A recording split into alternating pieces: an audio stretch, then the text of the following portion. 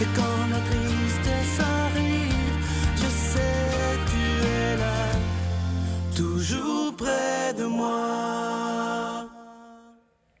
Bonjour, bienvenue à votre émission de la Victoire de l'amour. J'espère que vous allez bien en ce 11 septembre. Aujourd'hui, c'est notre émission de la rentrée à la Victoire de l'amour. Et j'aimerais prendre quelques instants pour vous dire que cette année encore, notre objectif sera encore parler de beaucoup de la miséricorde. Le pape François en parle beaucoup. L'année de la miséricorde se terminera en novembre.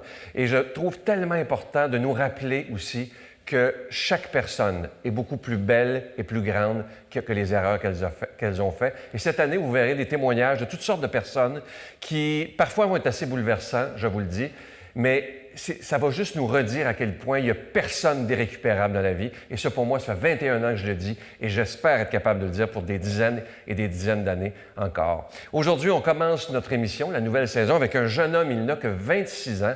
Vous allez voir, il y a toute une histoire assez spéciale. Dès l'âge de 12 ans, il commence à souffrir et imaginez que de lui-même, il demande d'être apostasié. Ça veut dire qu'il ne veut plus faire partie de l'Église catholique. Et vous allez voir tout le cheminement qu'il a fait. Il s'agit de James Langlois, il n'a que 26 ans. Et la chanson, aujourd'hui, sera faite par notre ami Miguel. Il nous fera la chanson thème de la Victoire d'amour, Près de moi. Et j'aurai le bonheur de faire l'homélie. Bonjour, James. Bonjour. Merci d'être là. Merci de m'avoir invité. On va reculer dans le temps, si tu veux. Qu'est-ce que tu veux dire, j'ai lu ça dans la recherche, commencer à souffrir à 12 ans? Oui, bien, je dirais, contrairement à bien des jeunes, je pense que j'ai pas vécu des expériences si déstabilisantes que ça, mais quand même, par rapport à mon histoire, moi, ça a commencé quand j'avais 1 an. En fait, mon père est décédé. Donc, il vendait de la drogue à Québec dans les années 90, puis il a été assassiné par les Hells. Donc, déjà, d'avoir grandi sans la présence d'un père, je crois que ça m'a laissé certaines blessures. Puis ma mère, suite à cet incident-là, effectivement, elle a sombré dans une espèce de dépression, puis elle n'était pas trop en mesure de s'occuper de moi. Donc, j'ai été accueilli par une mère d'accueil qui était une amie de ma grand-mère. Et c'est cette femme-là, donc, qui déjà, à l'époque, avait commencé dans mon éducation de me parler de Jésus, de me parler de la prière, etc. Elle me faisait prier. Puis c'est vraiment elle aussi qui m'a aidé à rentrer dans la vie, à comprendre la vie intérieure, à faire de l'introspection, réfléchir à ce qu'on a vécu. Quand tu étais tout jeune, là. Oui, exactement. Donc, souvent, je pouvais avoir des difficultés avec ma mère, tout ça, puis des déceptions. Puis elle m'emmenait à voir, bon, qu'est-ce que tu as vécu? Pourquoi est-ce que tu as de la peine? Pourquoi tu es triste? Pourquoi est-ce que tu souffres? Puis j'ai grandi comme ça. Et je suis retourné vivre avec ma mère à l'âge de 7 ans. Ça n'a pas toujours été joyeux non plus. Donc, j'ai vécu quelques blessures d'abandon. Parce que ma mère, encore là, avait pas un style de vie qui lui permettait de bien s'occuper de moi. Donc, rendu à l'âge de 12 ans, comme vous l'avez soulevé, bien, moi, je me demandais... j'avais l'impression que tout ce qu'il y avait autour de moi, c'était de la souffrance, des gens qui faisaient des dépressions, des gens qui avaient un style de vie qui n'était pas trop enclin à les développer humainement parlant. Donc, moi, contrairement à ça, j'avais vraiment cette soif à l'intérieur qui me disait « bien, tu es appelé à quelque chose de plus ». Mais alors, comme je viens de dire, tout ce que je vois autour de moi, c'était le contraire. Et à un moment donné, évidemment, j'avais reçu un peu cette éducation religieuse. Je fais partie d'une des dernières générations au Québec qui a reçu l'enseignement religieux, l'initiation sacramentelle à la paroisse, tout ça.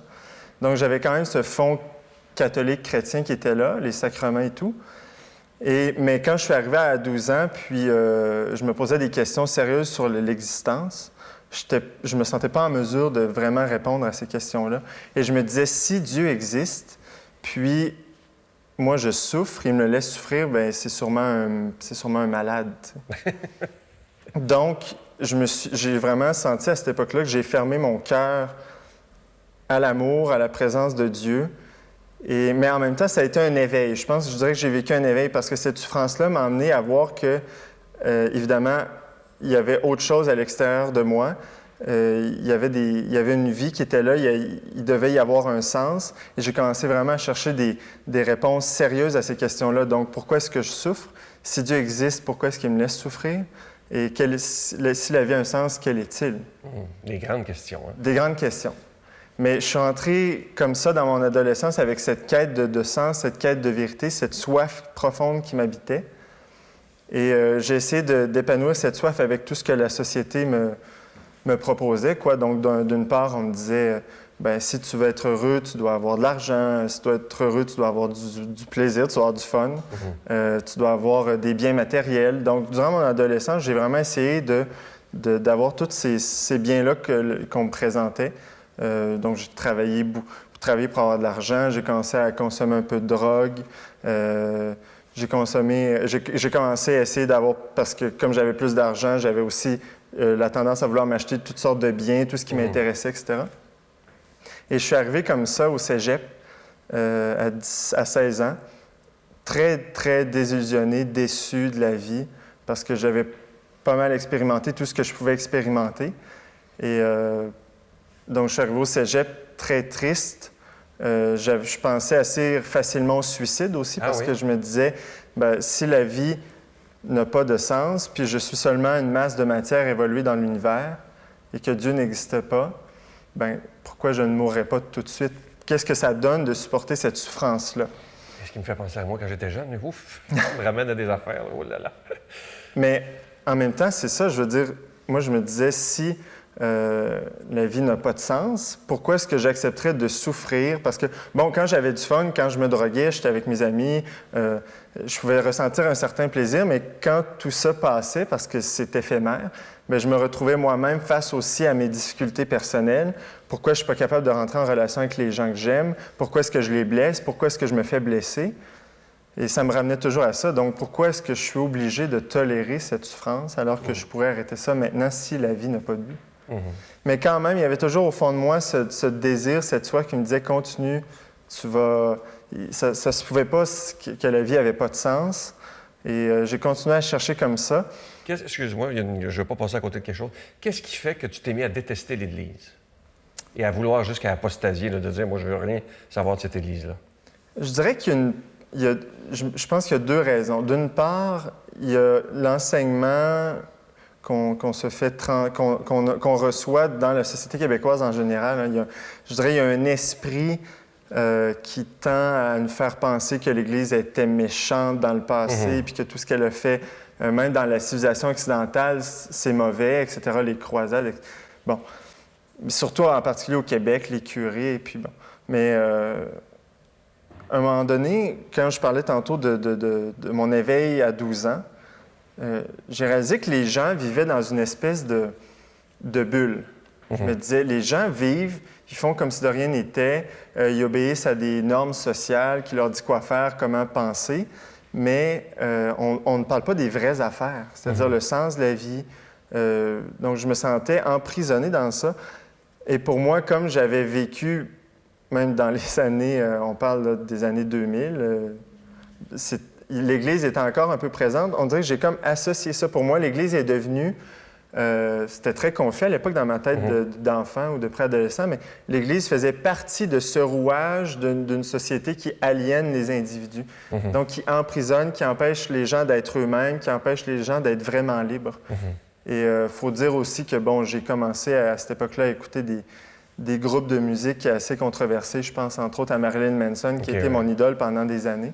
Lui, évidemment, est assez antichrétien extérieurement, donc je pense que c'est venu nourrir un peu ça aussi. Ouais.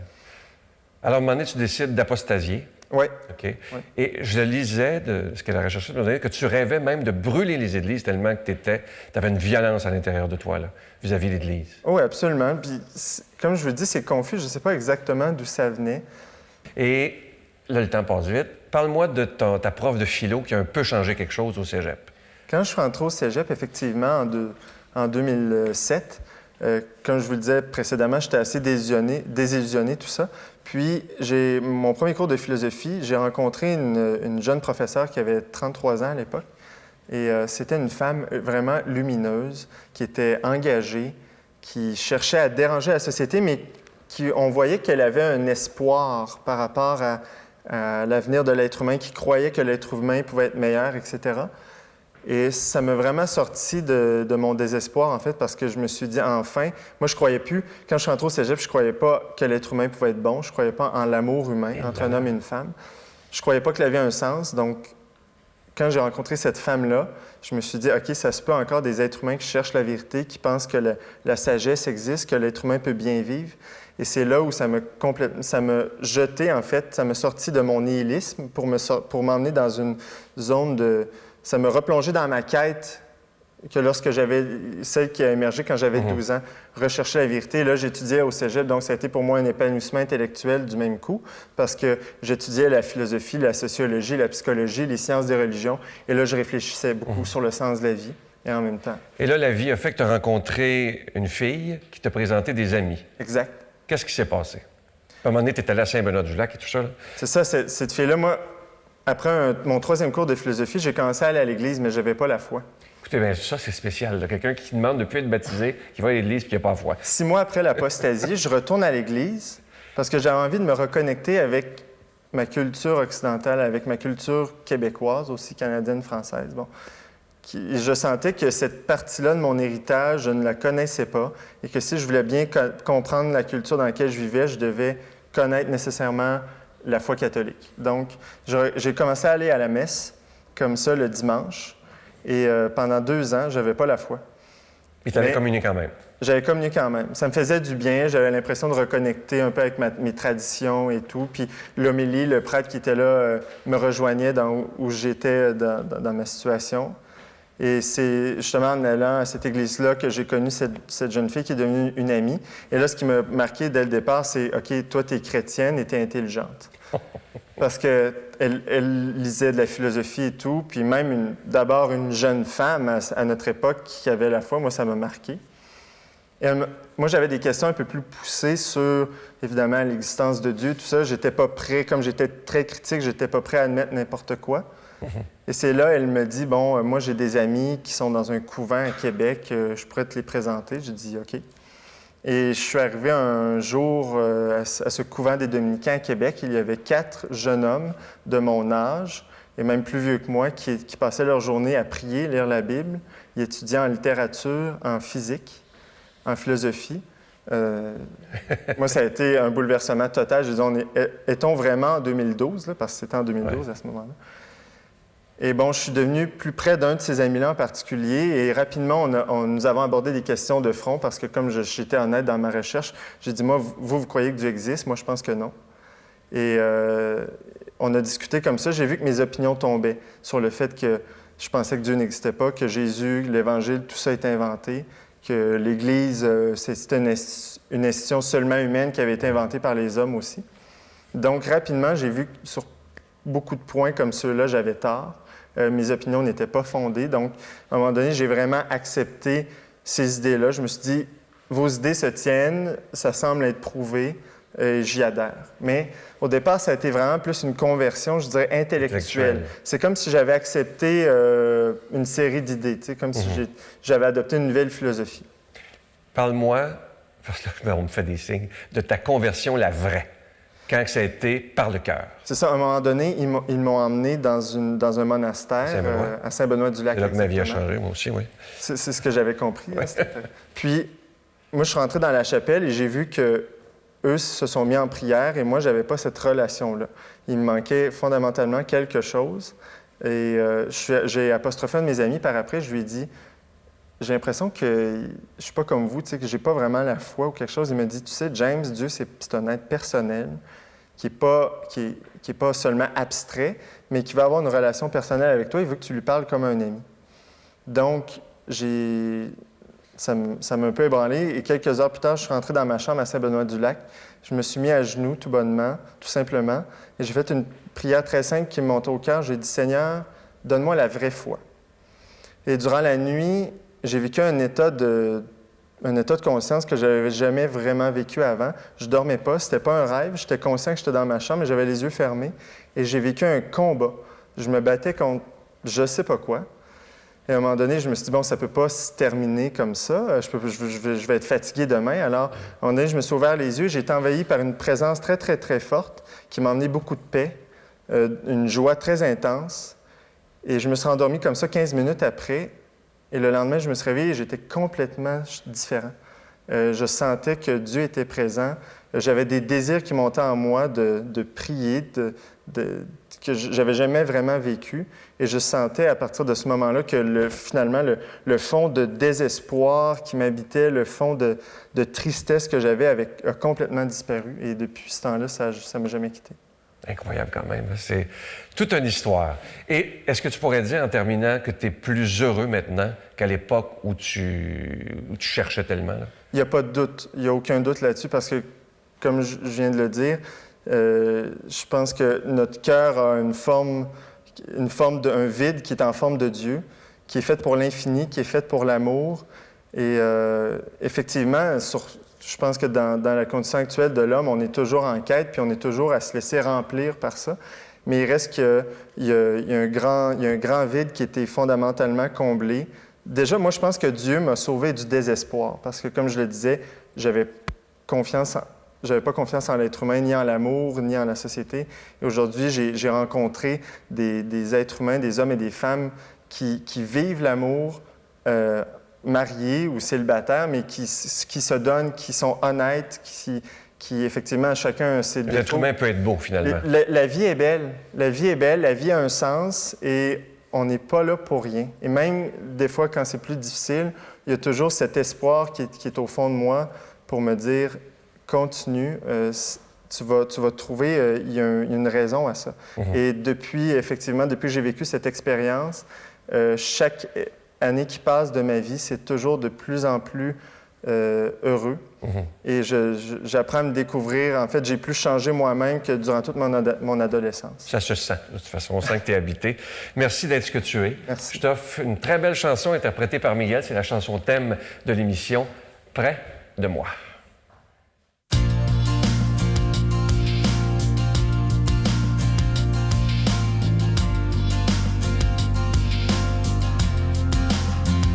Ce soir, j'ai vraiment envie de te parler, te dire merci, te dire je t'aime, te dire je t'aime. À toi, qui a rempli ma réalité. Ta lumière d'éternité, d'éternité.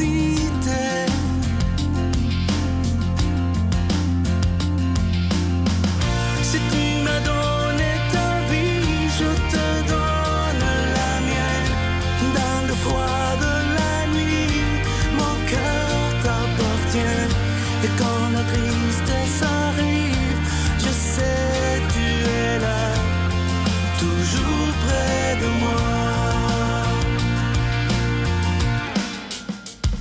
Ce soir,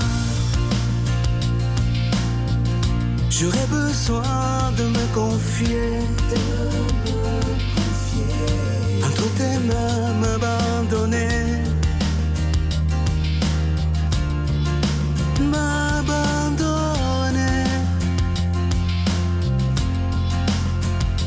à toi qui m'as tellement aimé,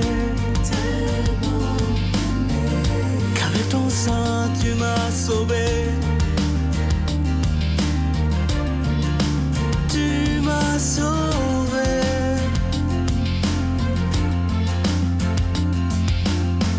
Si tu m'as donné ta vie, je te donne la mienne.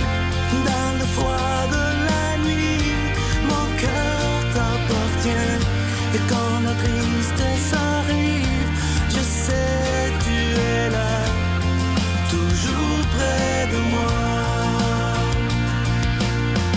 Si tu m'as donné ta vie, je te donne la mienne. Dans le froid de la nuit, mon cœur t'appartient. Et quand le doute arrive, je sais tu es là, toujours près de moi. Je sais tu es là, toujours près de moi. Je sais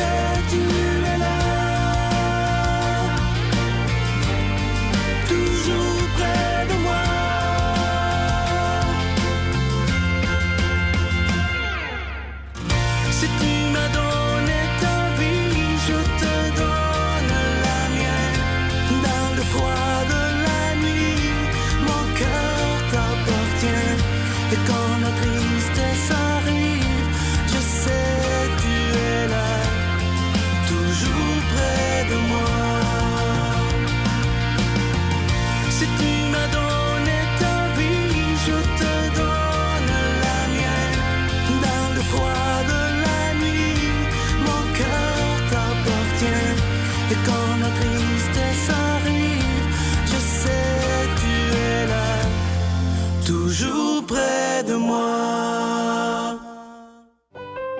Notre Père qui es aux cieux, que ton nom soit sanctifié, que ton règne vienne, que ta volonté soit faite sur la terre comme au ciel. Donne-nous aujourd'hui notre pain de ce jour. Pardonne-nous nos offenses comme nous pardonnons à ceux qui nous ont offensés. Ne nous laisse pas entrer en tentation, mais délivre-nous du mal, car c'est à toi qu'appartient le règne, la puissance et la gloire pour les siècles des siècles. Amen. Poursuivez votre cheminement spirituel avec l'équipe de la Victoire de l'Amour avec entre autres l'abbé Robert Jolicoeur, Brigitte Bédard, l'abbé Éloi Giard, Pierre Faubert, psychologue, le docteur Gaëtan Brouillard, l'abbé Donald Thompson, le père Yvon Sanson, Sylvain Charon, Sœur Angèle et plusieurs autres, du lundi au vendredi à 5h15 et le samedi à 5h45 sur le réseau TVA ou à l'heure qui vous convient sur notre application gratuite, sur vos tablettes ou téléphones intelligents et aussi sur notre site web. Une belle façon de commencer sa journée dans la joie et la sérénité. Je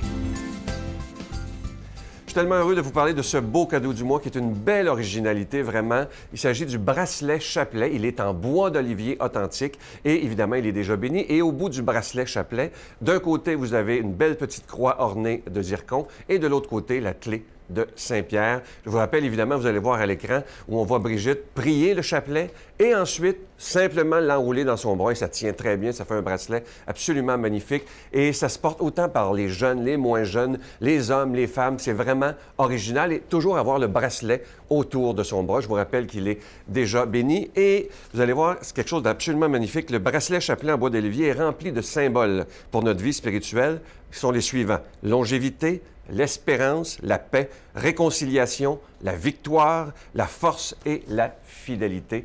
Je vous donne l'adresse en vous rappelant que c'est avec un don de 25 $, et si vous en voulez deux, avec un don de 40 $. La Victoire de l'Amour, casier postal 120, succursale Boucherville à Boucherville, le J4B 5EC, je vous la redonne. La Victoire de l'Amour, casier postal 120, succursale Boucherville à Boucherville, le J4B 5E6, également par téléphone, par carte de crédit du lundi au vendredi de 8h30 à 16h30 dans le 514-523-4433, 523-4433 ou sans frais, le 1-888-811-9291, 1-888-811-9291 et aussi sur notre site Internet, le www.lavictoiredelamour.org. Alors, je vous rappelle ce beau cadeau du mois qui est vraiment très original, le bracelet chapelet en bois d'olivier authentique. On vous l'envoie rapidement. Merci de votre générosité. Merci de votre prière.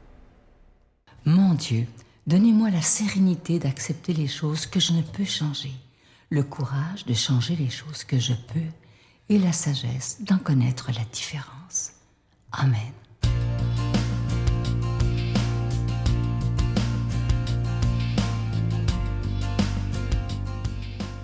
La parole de Dieu d'aujourd'hui résume tellement bien ce qu'on veut pour la Victoire de l'Amour pour cette nouvelle saison. Écoutez bien, ça résume exactement ce qu'on souhaite. Les publicains et les pécheurs venaient tous à Jésus pour l'écouter. Les pharisiens et les scribes récriminaient contre lui. Cet homme fait bon accueil aux pécheurs et il mange avec eux.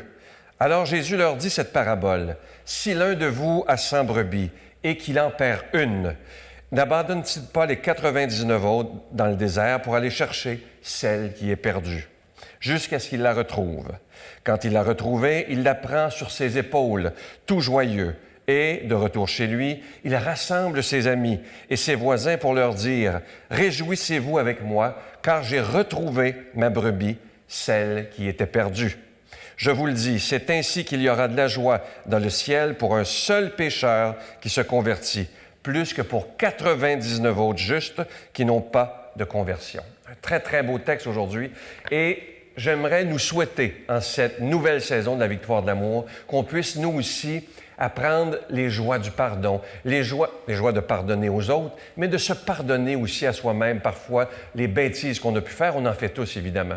Et ça, je nous le souhaite de tout mon cœur, qu'on prenne le temps aujourd'hui, après l'émission, peut-être de prendre 5 minutes de silence pour dire au Seigneur, j'ai le goût de marcher avec toi sur le chemin de l'amour, sur le chemin de la vie, sur le chemin où il fait bon vivre avec toi. Et quand j'entends un témoignage aujourd'hui avec un jeune de 26 ans, James, imaginez, il a la foi, mais une foi intelligente, c'est ça que j'aime. Et ça m'a beaucoup touché, ça a même touché les gens de l'équipe parce que Un jeune de 26 ans qui est capable de parler de sa foi d'une façon aussi limpide, c'est extrêmement touchant.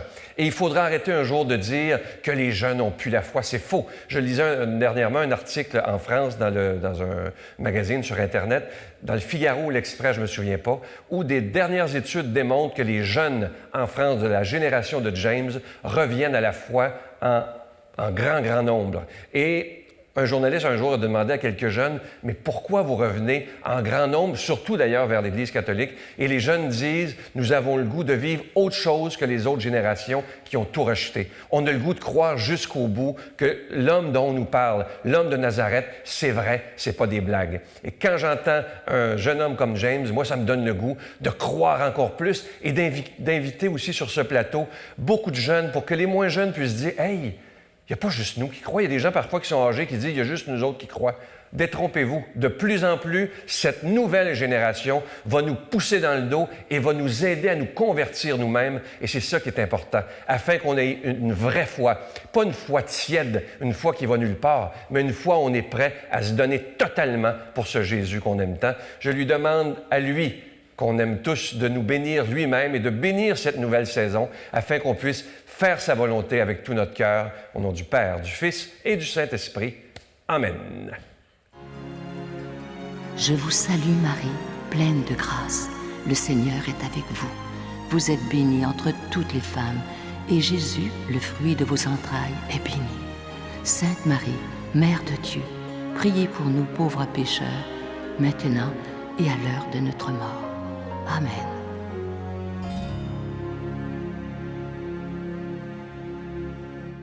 Donne-moi rendez-vous dans l'éternité, qu'il faut croire toujours en toi. Mais mon Dieu, j'ai besoin de toi, comme lui savoir dresser la table, chanter l'amour, gens de toute la terre. Mon cœur, je l'ai gardé pour toi, mon Dieu. La victoire de l'amour, c'est la force de la foi.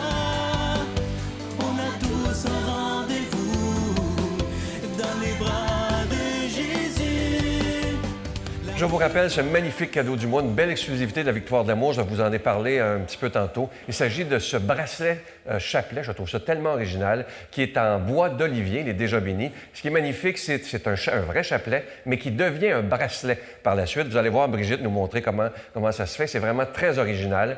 Et au bout du chapelet ou du bracelet, dans un bout, il y a une belle petite croix ornée de zircon et à l'autre bout, c'est la clé de Saint-Pierre. Alors, je vous promets qu'on vous l'envoie rapidement. Je vous rappelle que nos bureaux sont ouverts pour le commander par téléphone du lundi au vendredi de 8h30 à 16h30. Vous voyez les numéros de téléphone au bas de l'écran. Et en terminant, pour parler de cette nouvelle saison, je veux, avec vous aujourd'hui, remercier le Seigneur de me donner ce privilège de vous rencontrer à tous les jours depuis plus de 21 ans.